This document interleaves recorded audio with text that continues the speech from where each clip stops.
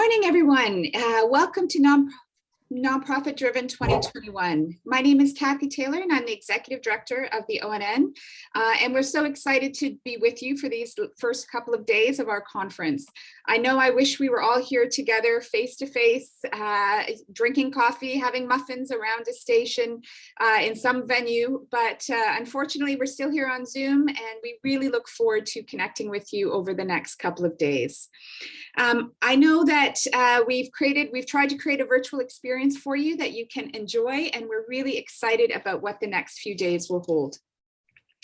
As you know, ONN is the independent network for 58,000 nonprofits and charities in Ontario, and that's you.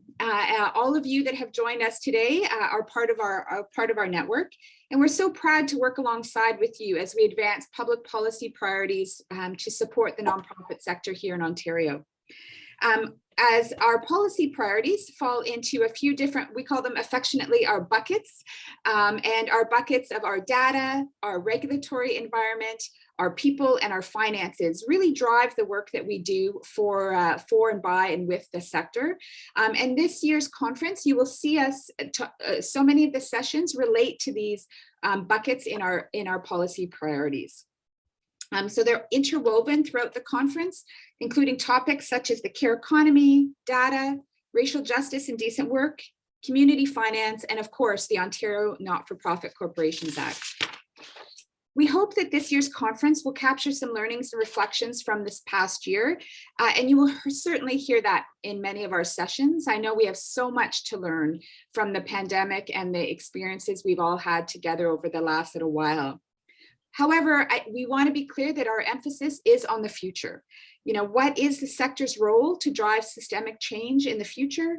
How can and will the future be nonprofit driven? What do we have to learn and do and unlearn and commit to and act on? And how can we move forward on all of the policy priorities we've identified, and what's missing? So we have an amazing group of participants, speakers, leaders, sponsors, and supporters that have joined us for Nonprofit Driven 2021.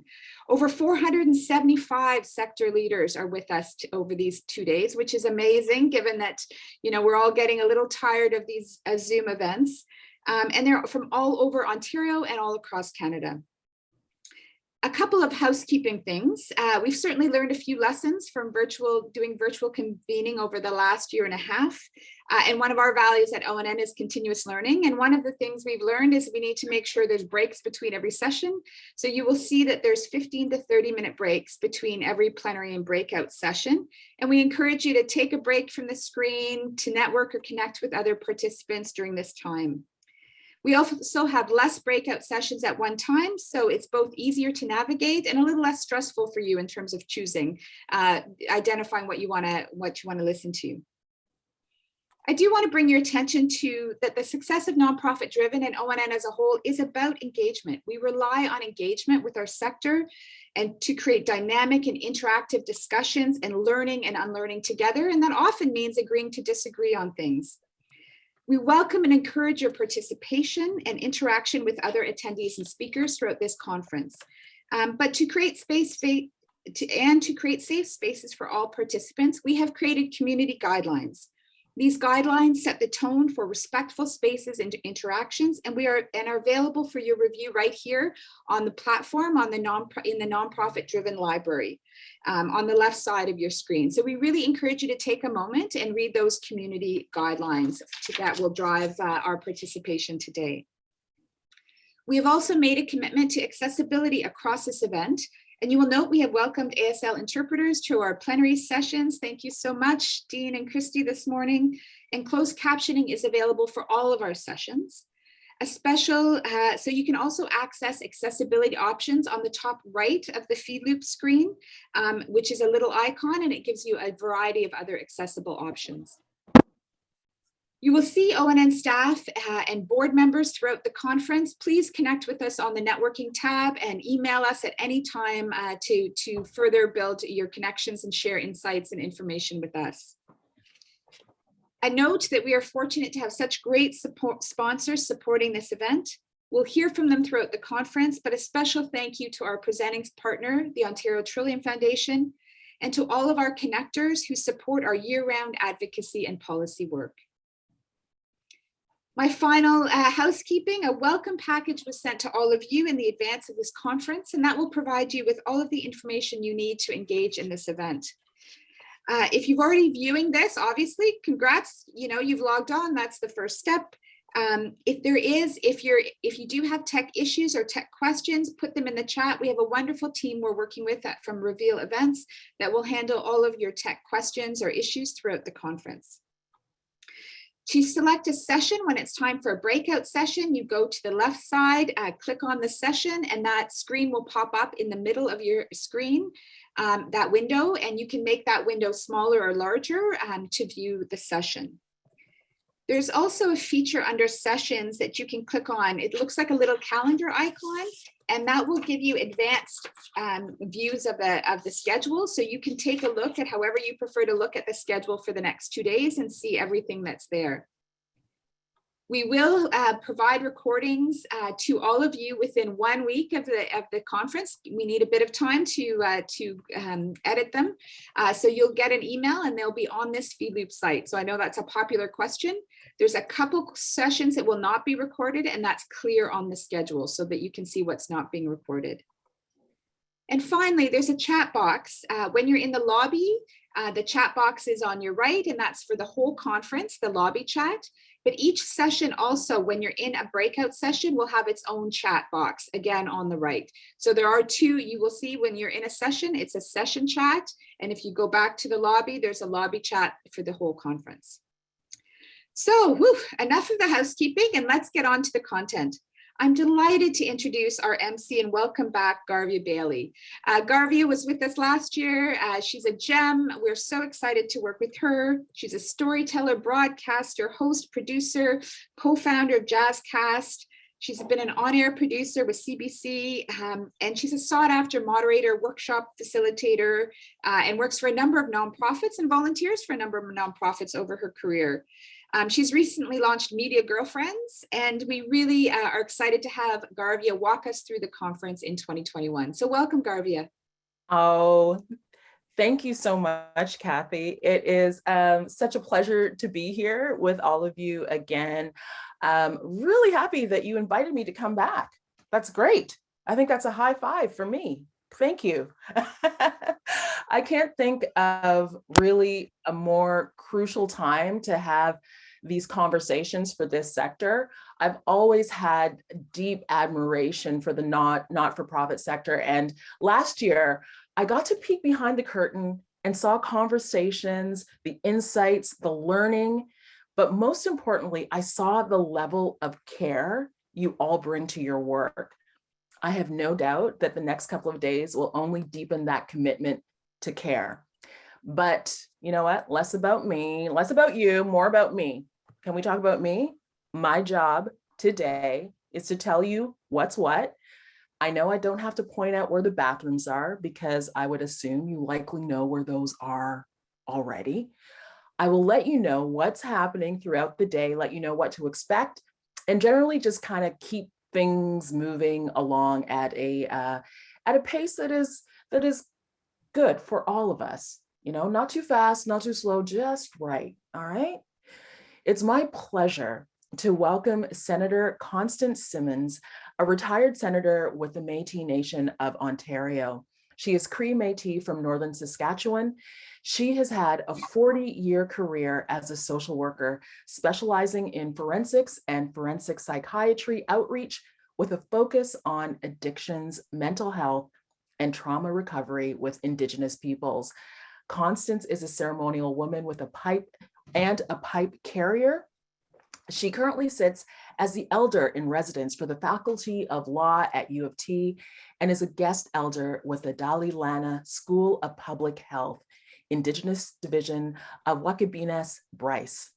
Constance has joined us as our knowledge keeper for the last 2 ONN conferences. We are honored, as always, to have her join us. Constance will share with us with Indigenous teachings to help ground our time together. Welcome, Constance. Aho, Megwich Garvia. It's so nice to see you again. Nice to see you. to see your smile and to hear the warmth of your heart as you speak. So I feel very welcomed and I feel very honored. And I would like to say to each and every one of you, Tansei, Sego, Ani, Mayu Kisika. It's a wonderful day and welcome. Thank you that you take time out of your busy schedules to come and sit this way. When I think about nonprofit and service to our community members, I think about relationship, that it's not, the work doesn't begin until the relationship is established. And therefore, I encourage each one of you to ignite your passions by joining your heart to your mind and speaking in your authentic voice when serving people and when speaking to one another. This is a beautiful day.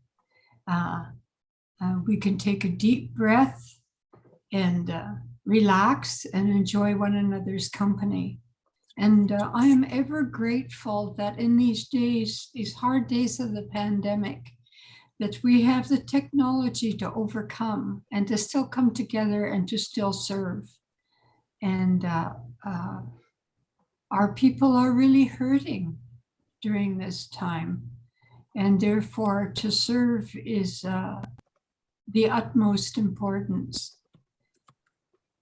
I could spend all day speaking to you about the good work that you do, how important you are, how important you are to your community and those you serve.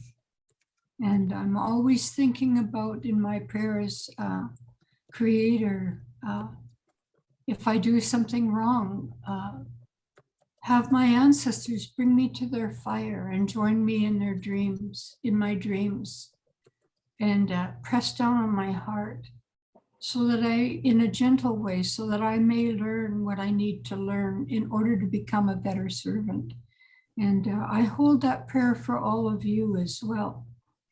So today I'd like to light these sacred medicines and do an opening prayer for you. So in my language, I am called White Wolf. So that in Cree is Wapeme Ingwen Ishku. And I'm going to turn the camera down to the medicines. I'm going to light the medicines. I'm going to pray with the tobacco and do a very formalized prayer and try to open you up to begin your session in a good, kind way.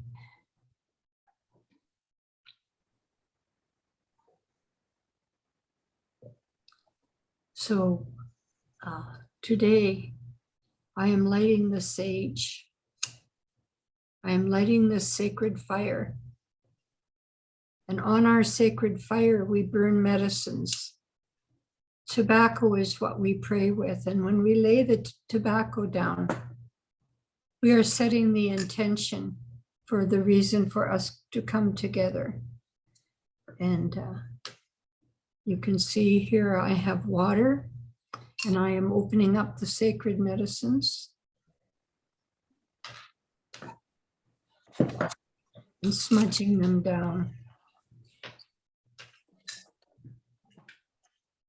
And then I am smudging myself into the ceremony.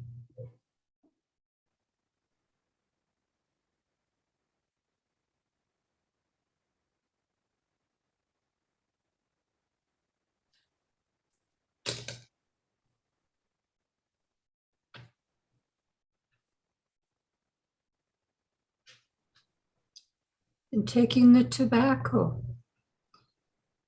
I say, Wankatonka no tawi now.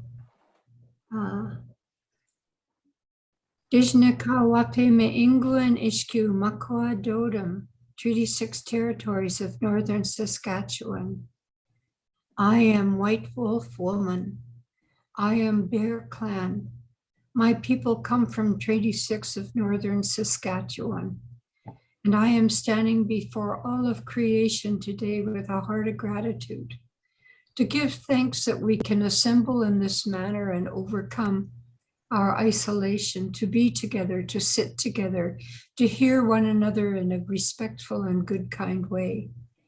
And giving thanks for this day and honoring grandfather's son, who continues to bring the light to the world each day. And in that light lies our hope for a new beginning of each day. And giving thanks to Grandmother Moon that she continues on all her phases around Earth, and that she is the regulator of the water, that living water that sustains life, that brings our children to us. And that living water that is also our tears. And in the shedding of our tears, we bring about balance and restore our mental health and well-being.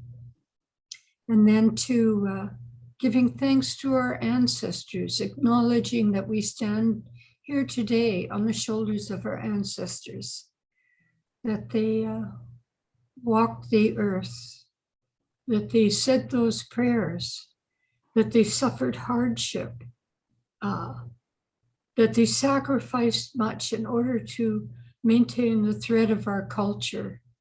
Our culture is based on our relationship to the land. And at great risk and peril to themselves and their families, they maintained our ceremonies in secret in the times when they were outlawed, and that they kept the thread of our languages alive so that our young people today can walk in the 21st century with two-eyed seeing, that they would know their cultural traditions, have relationship with their lands, but they would also know the white man's academia. And that is what we call the medicine of two-eyed seeing. And in that two-eyed seeing, they bring great gifts into that dialogue that we all must have in the 21st century in order to vision a future together, a future that for our children, our grandchildren, and so on for 7 generations. And saying before all of creation that I am on these sacred territories of the Haudenosaunee, the Huron-Wendat, the Anishinaabe, and the Métis people. And I am but a guest on these sacred territories. Help me to be a good guest. Walk with me. Show me your ways so that I might grow in my knowledge and in my spirit and be a good, kind guest to your sacred territories.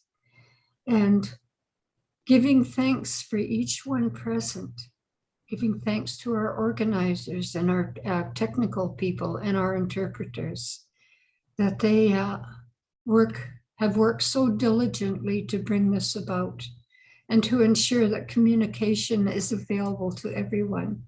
So a heart of gratitude for our people. And we give thanks, O Great Spirit, for each person and each family represented and each community represented here today. May the conversations be full and passionate, and may the information exchanged help us all grow together as servants to our communities. And for our speaker, we give thanks for our speakers who have come forward with their great knowledge to share with us. And for myself, I say, Okitsemanadu, if any of my words or my actions have been hurtful or harmful to anyone in any way, that you teach me and guide me so that I may learn and grow and become a better spirit. And I stand before all of creation and say that I am but a pitiful creature. My only desire in my life is to serve our people. And in any way that I can be shown to learn and to grow, I have a willing heart. And before all of creation, I lay this tobacco down and I say, Matakwiash, all my relations. And in the ceremony of opening ceremony, I hold up the sacred water And today I spill this water on behalf of our residential school survivors, and that we have come to that place where we can finally bring the bones of our children from residential school home so that they may lie with their ancestors.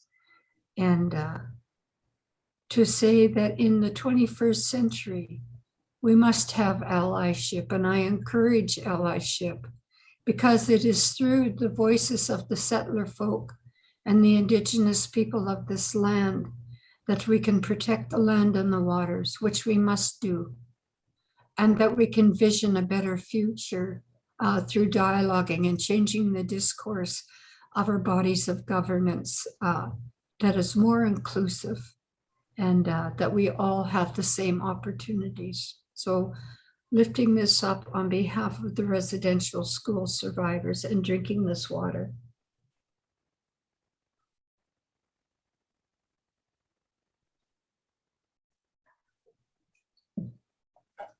With a heart of gratitude, I say to each and every one of you again that you are so welcome, that your voices are powerful and important, but most of all, that you continue to walk forward in a good way with one another, and that your hearts stay connected to your mind. Matokliosh, all my relations, hi. So I thank you kindly that you invited me to come and say these words to you. And I thank you that you've given me this opportunity, and I wish you well on this journey together. I hope that it is speckled with much laughter, that your hearts feel warmed up, and that your words hit their target, and that at the end of our time together, that you will go forward and carry and cherish a good memory of how we came together this way. Chimigwech. Thank you so much, Senator Constance. It's such a privilege having you join us today. And we're just thrilled that you're able to be with us and ground us before this all starts to happen. We are so thrilled to welcome Senator Ratna Omidvar. The senator is no stranger to our sector. She has been a champion, an advocate, even an instigator, one might say.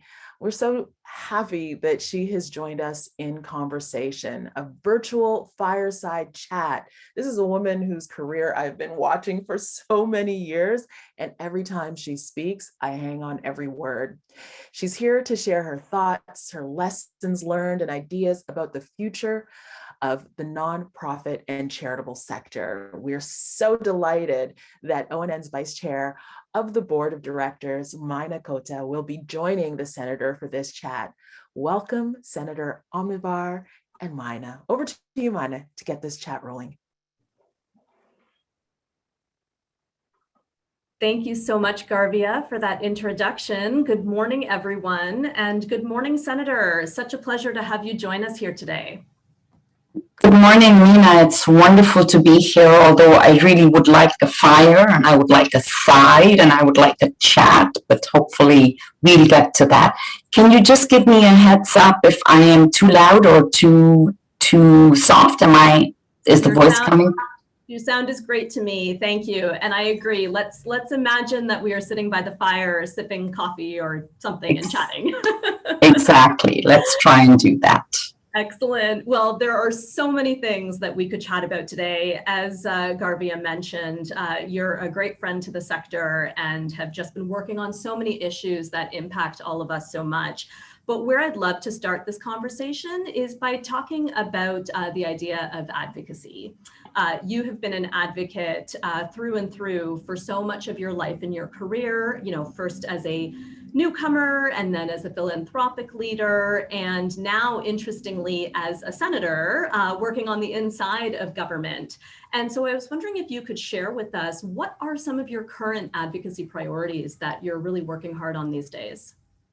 I'm pretty focused on what I can accomplish in the next parliament, and we've all heard the news. It appears that this minority government may well last a tad longer than the last one. So I'm pretty focused on getting a few things done. And of course, charities is on the top of my agenda.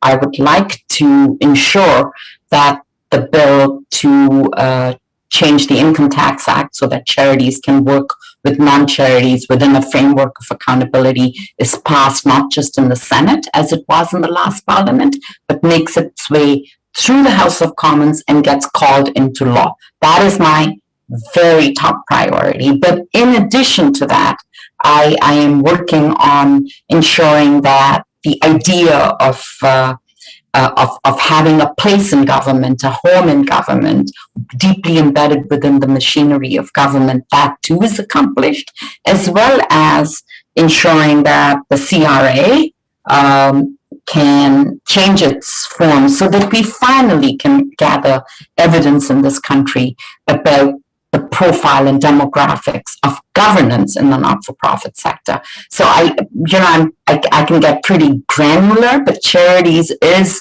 top of my list. There will be lots of legislation introduced in this next parliament, and I intend to stand up and speak on the legislation, whether it's gun control or broadcasting or housing, as it may be, but I intend to speak to it from the point of view of charities. And so for sure, I will be reaching back to all of you. I do have other priorities on anti-corruption, immigration, etc. But for this audience, I think what may be most interesting is the continued focus on charities that I will bring.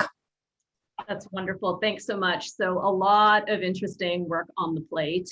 We'll definitely dig into some of those a bit more. But overall, how's it all going in terms of working on those issues? Any particular success stories to share, or highlights, or perhaps some less than successful or harder to succeed at lessons that we can all learn from? I think we have an interim success, which is the passage of the Charities Accountability Act in the Senate. So the Senate is primed and ready to go. And I count that as a success because there wasn't a single senator from any corner of the Senate, whether it's conservative or not, that spoke against the Accountability Act. In fact, the conservatives embedded it into their party platform. But when you speak about, successes or lessons learned, I have to hark back to my non-senator days because, that was what gave me my schooling in a way. And I hark back to the time when I worked at a foundation and we set out to change the way the government of Canada qualified Canadians for student loans, and through a quirk in language, and this is one of the things you learn in legislation. There are many problems in legislation. Often it is a word or a phrase that enables people to access services or prevents them from accessing services. So this was in, I think, the 1990s, where eligibility for Canada student loans was restricted to permanent residents and Canadian citizens. And what that meant was people who fell in between the cracks, people who were approved asylum seekers, but not yet permanent residents, could not access student loans. And that meant a delay of their education. And sometimes this delay was 5 or 6 years long. So it was pretty bad. We were able to push that through. And what I learned about advocacy is that you have to persuade someone else, the decision maker, who is responsible for doing this, to make it their success. It's your advocacy, but it's their success. In the end, when we got this change through, Minister Manley at that time, I think he was Minister of Finance, he firmly believed that it was his project and his project only. And I think that is part of the generosity in advocacy. You have to let other people assume the leadership at a certain point. So, that was one of the interesting lessons I learned. No, that is very interesting, and thank you. I like how you framed that in terms of, it's your advocacy, but we have to make it the decision maker's success. That sounds like, is that one of the things you've learned over the course of your career around really tackling the systemic issues and getting to the root of challenges? Are there other kind of things you've learned along the way like that really help you get at some of that systems change that you're working on and that so many organizations are working on? So, I would say there are a bunch of contextual factors always. And as Winston Churchill said, events. So timing is everything. I had an amendment before the Senate to insist on demographic data that was to be collected by Canada's corporations around the makeup of their boards. This was in 2018. And I was stunned when the Senate voted it down. I was completely stunned. In fact, I remember I went into my office and wept because I thought I had made a timely case, a good case. I had good support, but I hadn't counted on the power of the old white men in the room. Now, you change that conversation and bring it into today's context in 2021. I'm pretty sure if that amendment was put on the table today, it would pass. So timing is everything. Having your evidence is really, really important. You just can't be aspirational and say, I know, or I believe. And these are some of the mistakes, if I may suggest, that we as a sector tend to make. We get pretty fixated on our point of view and fail to check in with others who may have questions, maybe, or may even have objections. As an advocate who is now a legislator, it is part of my due diligence to talk to everybody, including those who have objections. And sometimes I can take those conversations and work on the proposal to make it stronger so that the objections are done away with. And sometimes I just need to accept the fact that there will be objections, and notwithstanding those objections, I will still carry on. But at least having that conversation is important. So these are this is not rocket science. I'm sure many in the audience already know this, but this is just my experience in moving from ideas to success. And sometimes you just have to learn, and this is hard for me because I don't take failure well, I believe, I don't wear it well, is that, that there are, in the scale of things that are important, the issue you have raised may not be important enough. So let me give you an example, which will maybe tell you how difficult it is in a legislature. So there have been many changes made to Canada's criminal code to increase penalties for certain crimes so that they become what is known as, they progress from being just criminal to being seriously criminal. And when something is elevated from criminal to serious criminal, the penalties are much higher. And when the penalties for, DUI offenses go from 6 months to 2 years, as they must, I'm not arguing against criminality. I'm just talking about the knock-on impact on people who are not yet citizens. Because if you're a permanent resident and you're convicted of a DUI offense that carries a penalty of 2 years, you then stand the risk of being deported. Now, this is what we would call in legislative language an unintended impact, but it is an impact. And I cannot get any minister, any government 5 years down the road to deal with updating the Immigration and Refugee Act and harmonizing with the progressions in the criminal code. And this is the hard part of doing advocacy, that in the order of things, your issue may not be just as important. So hard lessons, but lessons learned, hopefully. No, thank you for that. There's some great tips there, just in terms of, like you said, speaking to everyone, not getting too entrenched in, your own perspective, really making sure that you have that kind of level of humility in terms of, it may not always be, it's always important to us who are working in communities, working on the ground. We see it deeply all the time, but it just, for a variety of reasons, may not get the ear of those who are in a position to do something about it. Is that something that you've really learned a lot more since being on the inside of government as a senator? And are there other things that you've seen that are maybe some similarities or differences between being an advocate, like so many of us in the community or in the sector, and what you're seeing on the inside, and how you're able to influence change that way? Well, there are similarities and some differences, but the roadmap is almost always the same.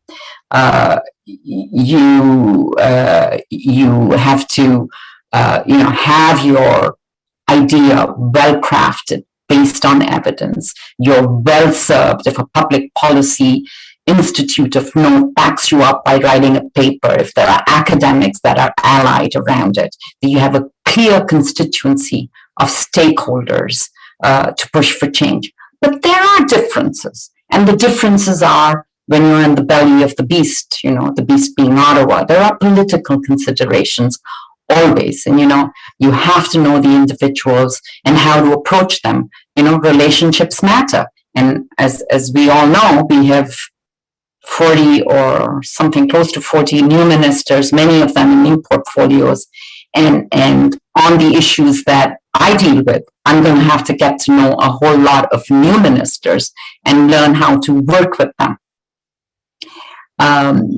So there are differences.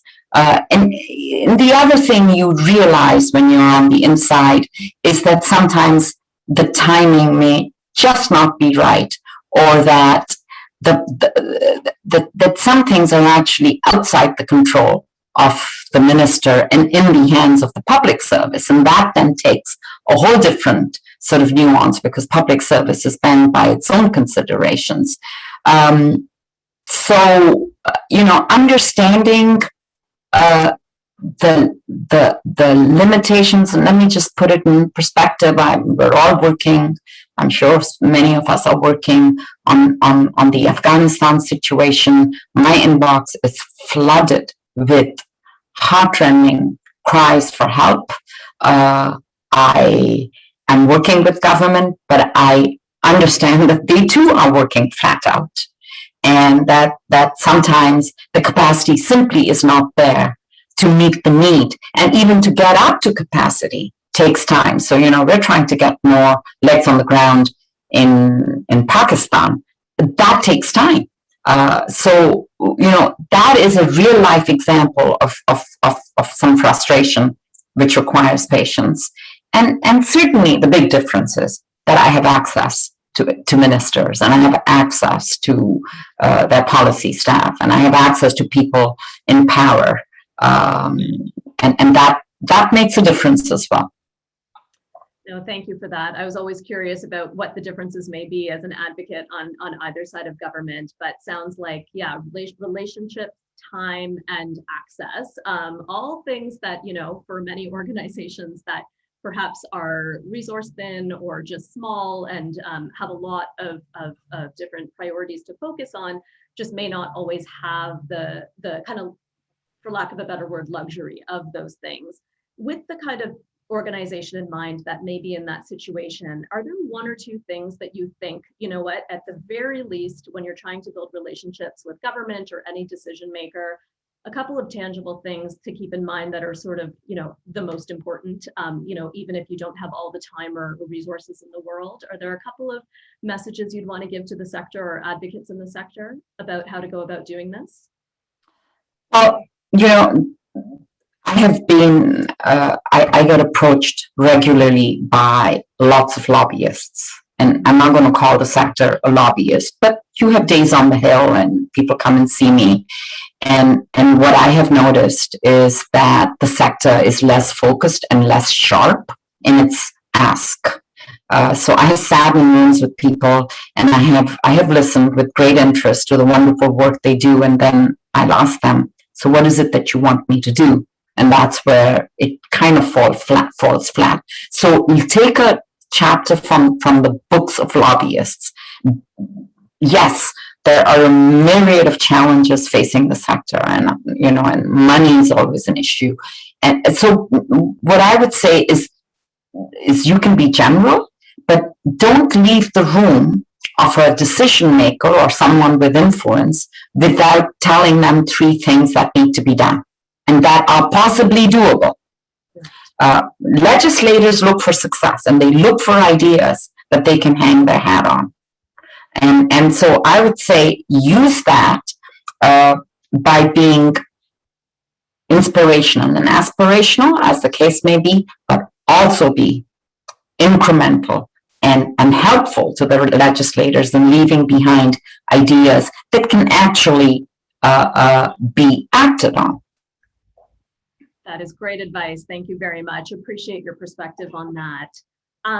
Switching gears a little bit, I feel like it's hard to have a conversation these days without the pandemic coming up. And of course, we know that the pandemic has had such an impact on the sector, and the sector certainly hasn't been immune to any disruption. But looking ahead, really looking at the future, what are some of your concerns when you think about the future of the nonprofit sector?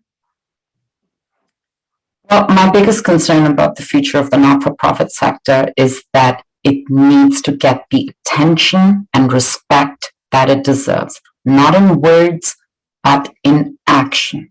So just as, we've always made the case, just as small business has a hub in government. In fact, there's a department in some ministry that is dedicated to small business, that looks at its needs and interests, allies it to other departments in the sector, ensures in some way that its marketing or digital other needs are met.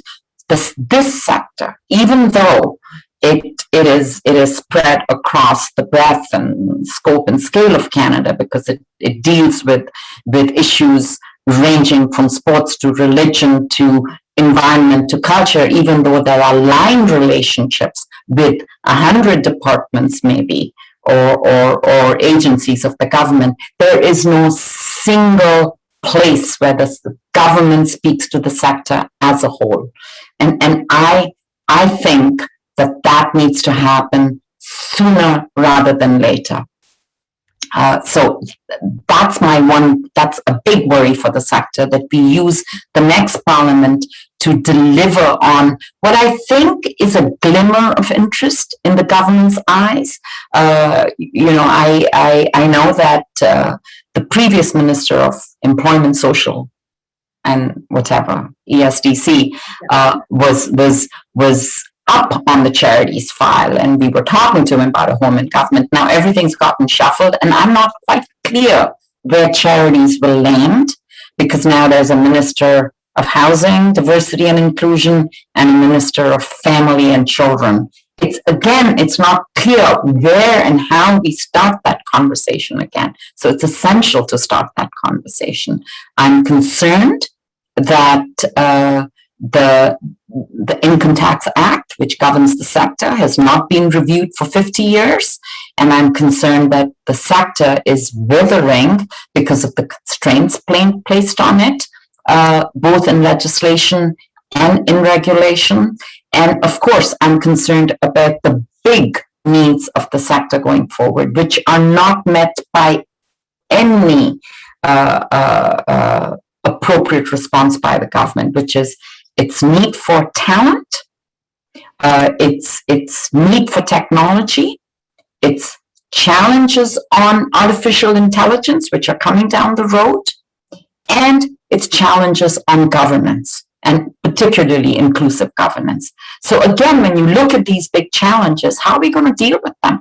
Unless there is a place, a home in government, for the sector to come around and speak to government about. And I'm really concerned that we may lose momentum on those. And of course, I obviously want the bill that I have tabled to go through, which will make a huge change in the way the sector works. We also, I think the sector needs to continue to talk about the need for data, need constant and regular data. During the Senate Charities Committee, I heard something very funny and stayed in my brain, that on any given day, you can know how many eggs are laid by Canadian chickens or Canadian hens, but you never know how many people are working in the sector. So that sort of points out to you that there's a dearth of data. We need precision, we need predictability, we need constancy,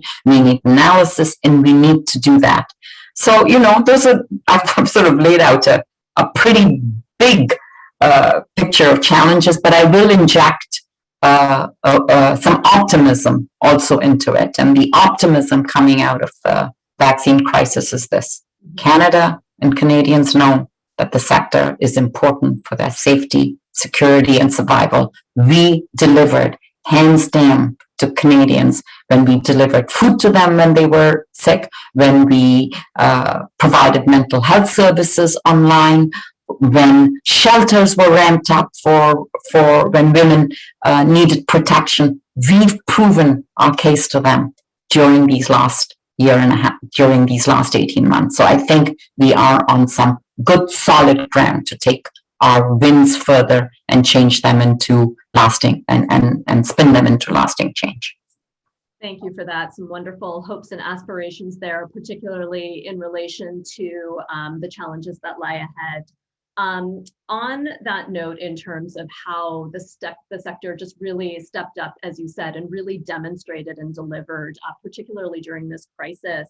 We have hundreds of nonprofit staff and volunteers who are with us today and tomorrow, here to connect and both celebrate and challenge and be challenged and be inspired. Wondering, what do you want the folks with us today to really know about, the work they're doing in their communities, the dedication, whether as staff or volunteers? Is there a message you want to share with our audience in terms of those on the ground doing this work every day? So, I've been your colleague. I started off my career as a settlement worker. I think, as a fundraiser. Mm-hmm. In those days, you wore many hats. So I know and understand that often sector workers can feel like mere cogs in the wheel, but that is not true. Because together we knit together the social fabric of our country. So I would say to you that arm yourself with courage to name things as you see them. We all experience racism in a different way. So when you experience it, call it out, not just on your behalf, but on behalf of others who are victims. I think everybody has given us permission to do that, so use that permission. I would say that think of solutions that are systemic, even when you're providing service in housing, for instance. Housing support workers will understand that the real problem in housing is systemic. It's the supply of housing. That's a systemic issue. Who gets into housing? That's a systemic issue. I would urge you to have patience, because systemic change takes time, and it rarely happens, in my opinion, in a nanosecond. I would urge you to be bold and speak truth to power when you can. I'm very impressed with what Paul Taylor of Food Chair, who works in the food security sector in Toronto, where he suggested that every not-for-profit, charity, service worker, or other become a warrior for change and justice, and not just bystanders. And I would say that the sector nourishes itself perhaps far too much on aspiration and not enough on action. So, embrace the action muscles and as we heard from Senator Simmons, it's essential to ignite our hearts and our minds with an authentic voice. And an authentic voice means being clear-eyed about what power you have, and we all have power. So use it, deploy it as warriors for justice. I mean, that's the best advice I think I can give you.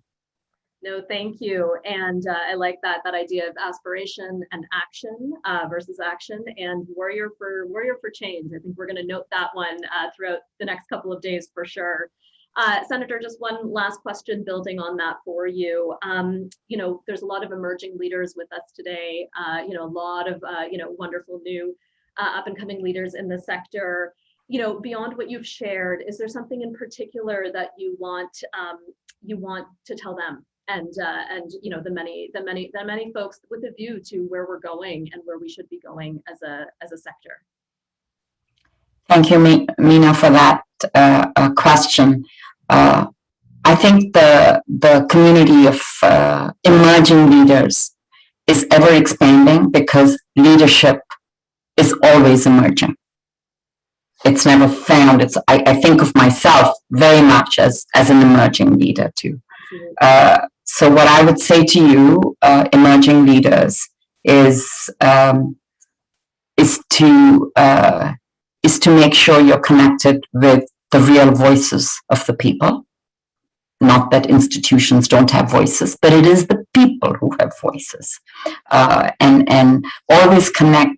This is my formula for what little success I may have achieved, is connecting whatever advocacy I do with the lived experience of people. And when that lived experience is not mine, I will go and seek it and talk to it and learn from it and code it and validate it and respect it. But that lived experience, connecting it to lived experience, is important. The best economists in the world, and I count my colleague Armin Yalnizyan as one of the better economists. She always connects, rather esoteric economic arguments with lived experience, and that's what I mean. So surround yourself and touch on lived experience in everything you do. Oh, thank you for that wonderful note to end on. We could spend, I'm sure, hours just talking and really digging into the policy files that you are leading on behalf of all of us and on behalf of all of the work we're doing. Thank you very much for this conversation, Senator. And thank you for this opportunity, and many, many congratulations to the ONN for its own success in advocacy leadership. That should be sort of required leading in how to get advocacy to work with the passage of the Ontario Not-for-Profit Network Act. And I ask your audience to please stay in touch with me because I'm only as wise as the wisdom you give me. Thank you. Thank you. Thank you so much, Senator and Mina. My goodness, that was. I hope everyone had their pens out or on your keyboard making notes, because just a crucial and timely conversation. Thank you to the Senator for fighting the good fight, as she says, in the belly of the beast.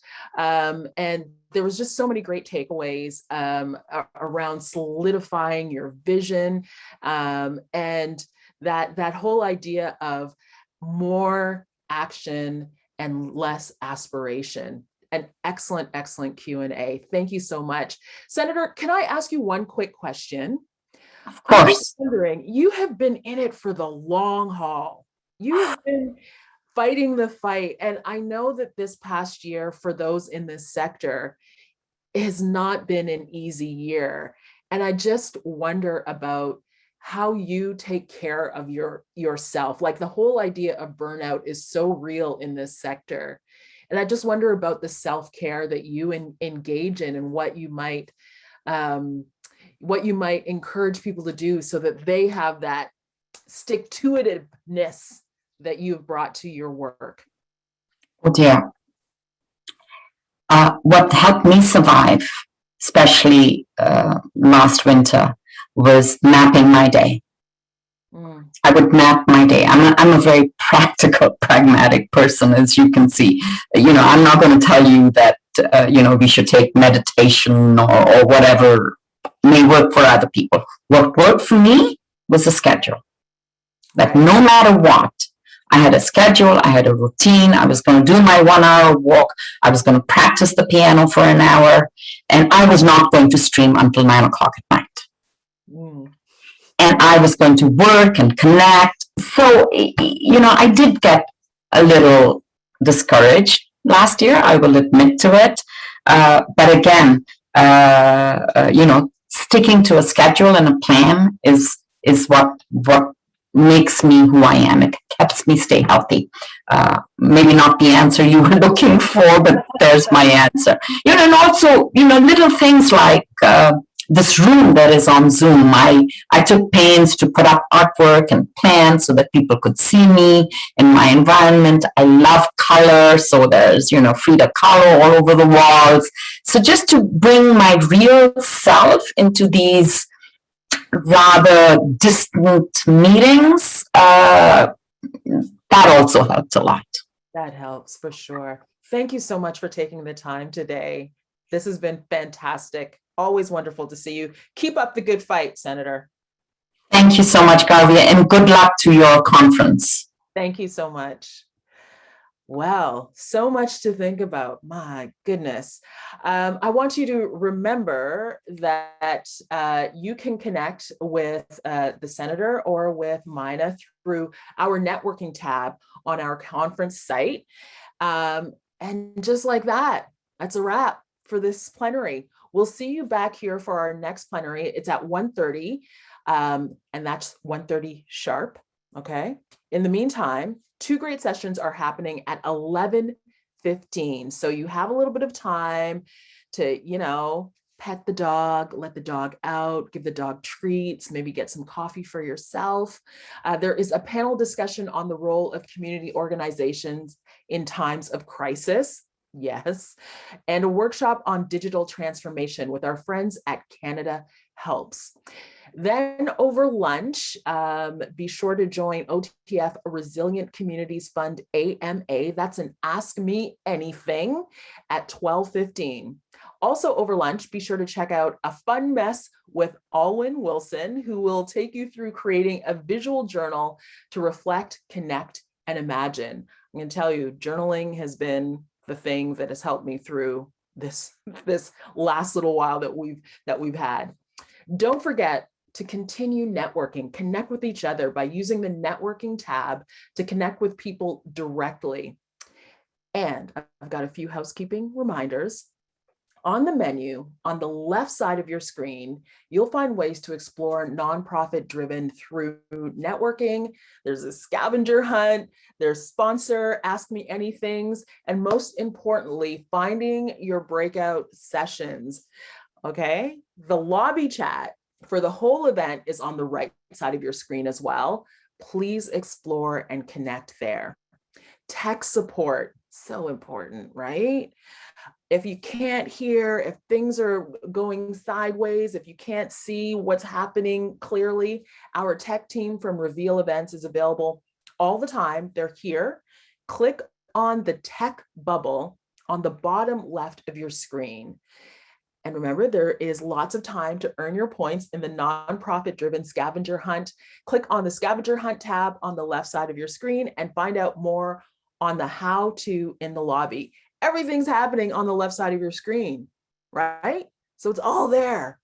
It's all there. If you can't see it, the tech support is on the left side of your screen. But if you can't see it, I don't know how. Anyway, it's all there. Network, do your thing. We start back here in plenary at 1:30 p.m. for a great discussion on bridging past and future, a discussion on the future of nonprofits. This is going to be a good one. I'll see you then.